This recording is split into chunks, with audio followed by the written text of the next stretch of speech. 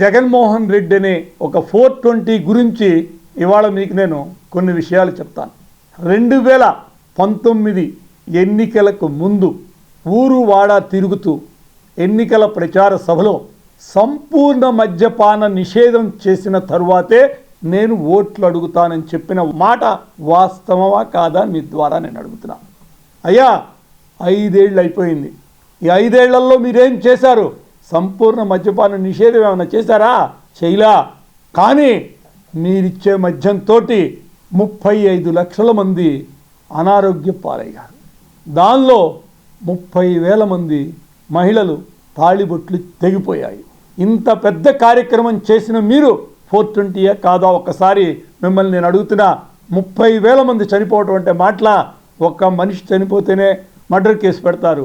అలాంటిది 30,000 మంది చంపినందుకు మీ మీద 420 కేసు పెట్టాలా వద్దా అని మీ ద్వారా నేను అడుగుతున్నా. ఇక ఈయన గురించి చెప్పాలంటే 2 లక్షల కోట్ల రూపాయలు ఈ దేశమంతా కూడా డిజిటల్ మనీ మీద వెళ్ళిపోతుంటే ఈ రాష్ట్రంలో మాత్రం లిక్కర్ షాపుల దగ్గర మాత్రం ఒకే ఒకటి నడుస్తుంది. అక్కడ నడిచేదల్లా క్యాష్ అండ్ క్యారీనే, క్యాష్ తోటే నడుస్తుంది. ఈ నగదు ఎక్కడికి వెళుతుంది? 2 లక్షల కోట్ల రూపాయలు ఇప్పటికే నీకు తాళేపల్లి ప్యాలెస్కి వెళ్ళినట్టు మా దగ్గర సాక్ష్యాలు ఉన్నాయి. ఇలాంటి వ్యక్తి మీద 420 కేసు పెట్టాలా లేదా అని మిమ్మల్ని నేను అడుగుతున్నా.